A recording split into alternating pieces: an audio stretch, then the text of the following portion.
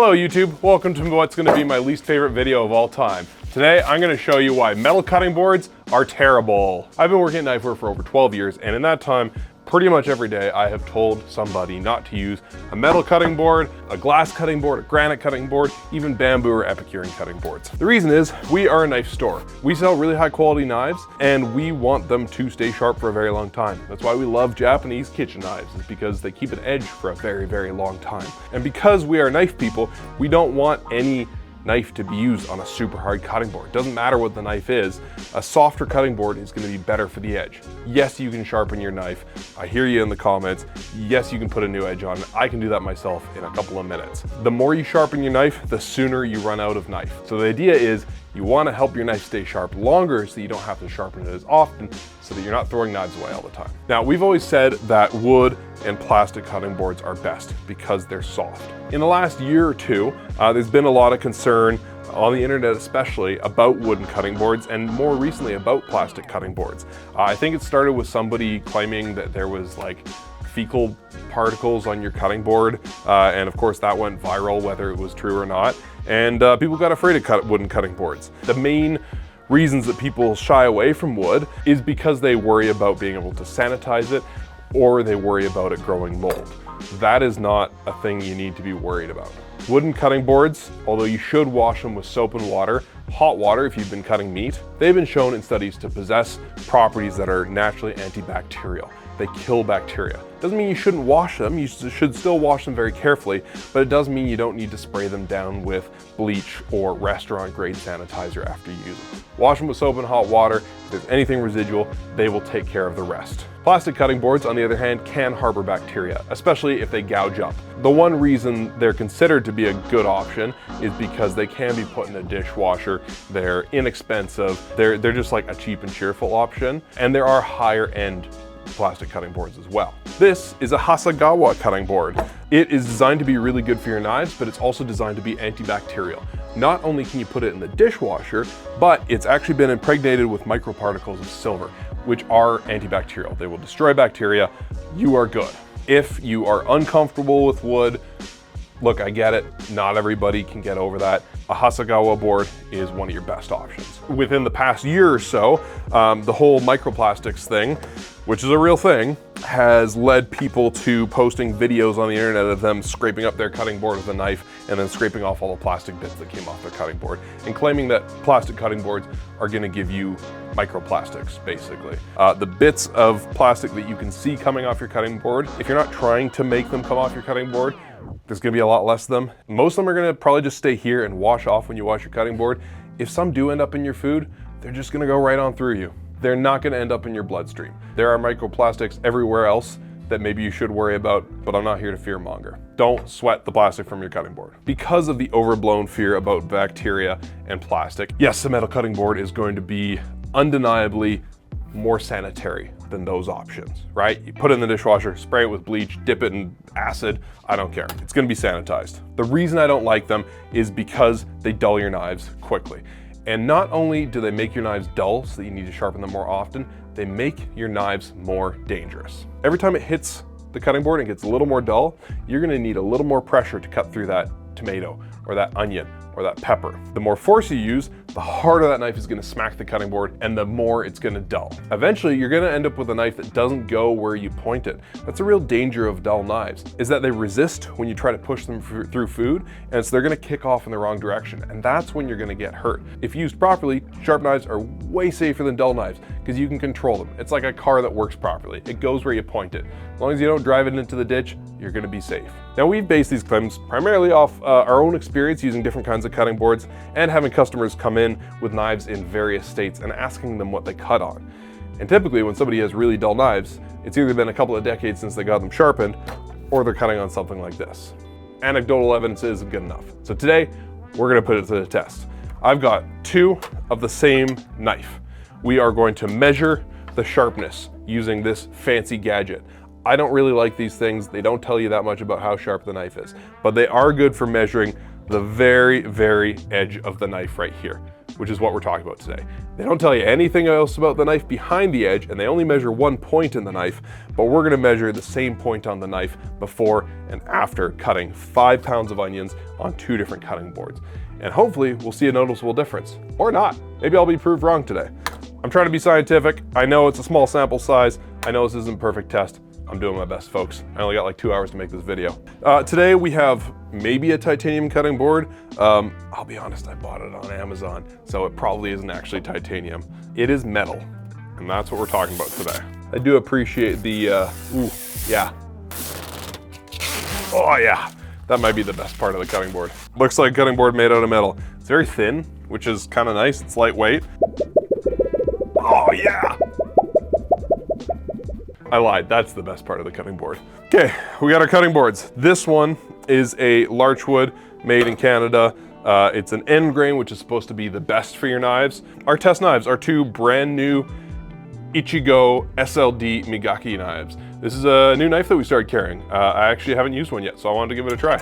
Ooh. And we've got this fancy sharpness tester that you've probably seen on the internet. As I hinted at, I don't really like these for testing how sharp a knife is. It's nice because they give you a quantifiable result, which is what we're going for today. But again, it only tests one single part of the edge, and it only tests the very edge. Just making a little mark with my Sharpie where I'm testing. We're gonna turn on lay back light. Oh yeah, look at that.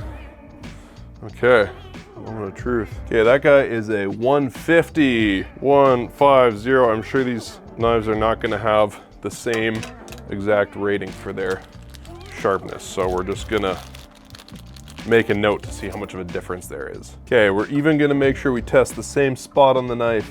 I'm kind of going for the middle of the belly here, because that is the part of the knife that I use the most. All right, 162, pretty close. Yeehaw, science!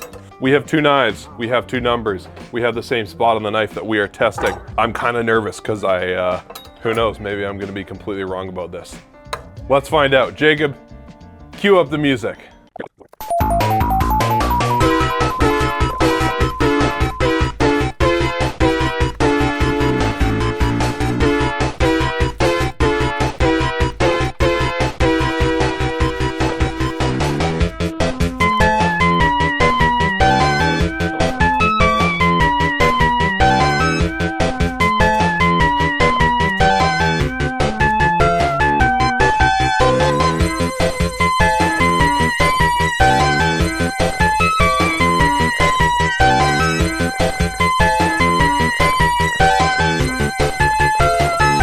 I've already found one good use for this thing. Scraping stuff into a pot. Yeah, look at that. It's kind of worth the 30 bucks alone.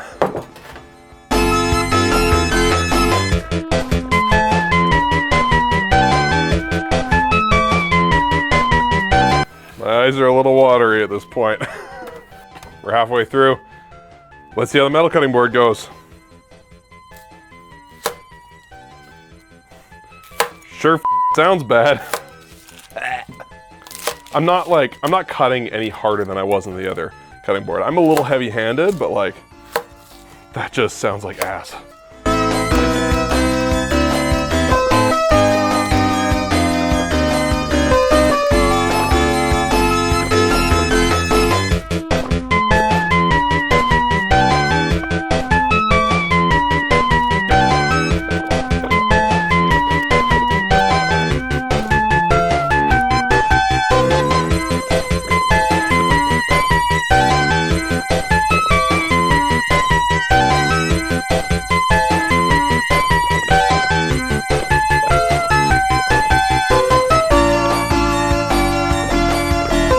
Okay. Oh, this is already more dull. Like, especially cutting through the onion skin. The onion itself isn't terrible, but I can see the texture looks rougher. Oh God, it just feels like garbage.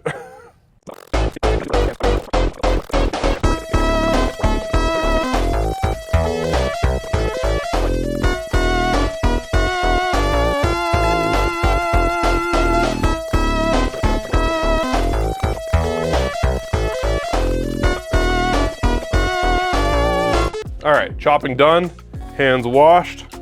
Gonna wipe the debris off of these knives. Still got the Sharpie on there. Okay, moment of truth. This is the knife I was cutting on wood with.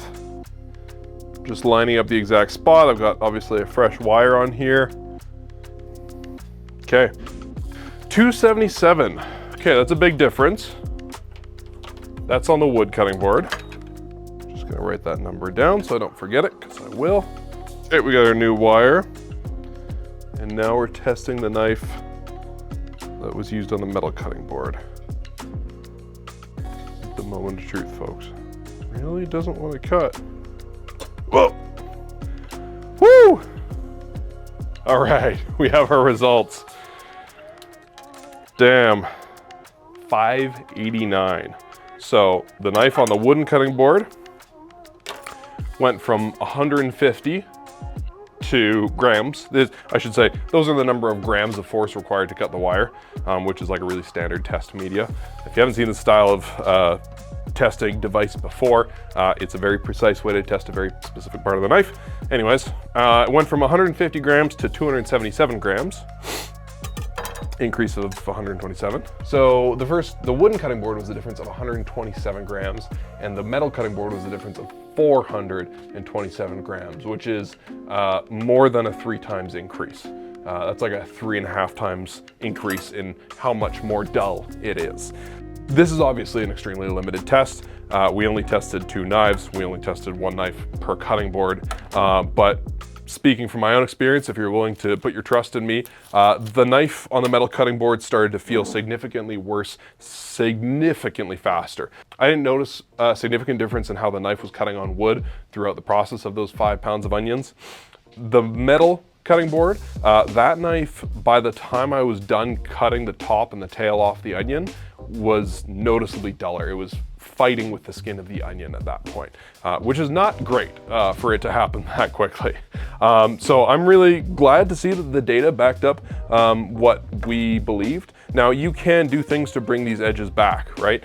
Now we recommend ceramic honing rods to maintain your edge on a regular basis, and that keeps it as close to sharp as possible until it's time to sharpen it. You can use a leather strop.